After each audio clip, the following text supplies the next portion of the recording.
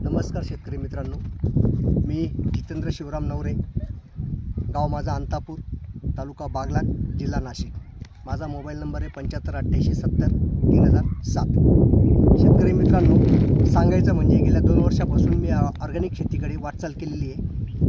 त्यामध्ये मला सगळ्यात मोठा बदल दिसलेला आहे।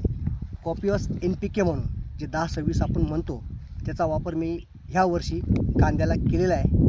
आणि सर्वात महत्त्वाचं म्हणजे एक रिझल्ट तुम्हाला मी सगळ्यांसमोर दाखवतोय।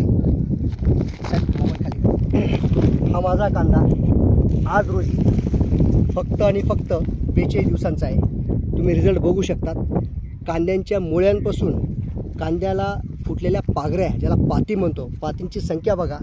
आज रोजी हा फक्त 42 दिवसांचा कांदा आहे, परंतु मला असं वाटतं अजून हा कांदा कसाही केला 60 ते 65 दिवस माझ्या शेतामध्ये हा राहणार आहे।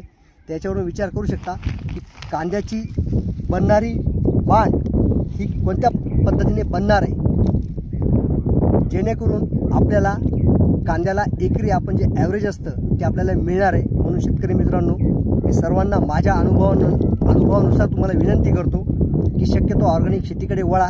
त्यातल्या त्यात बायो फर्टीचं कॅपियसचं जे आपल्याकडे NPK आलेलं 10-26 म्हणून त्याचाही वापर करा।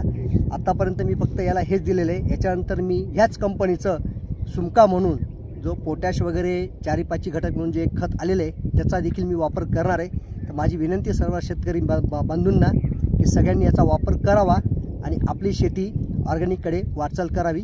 धन्यवाद मित्रांनो।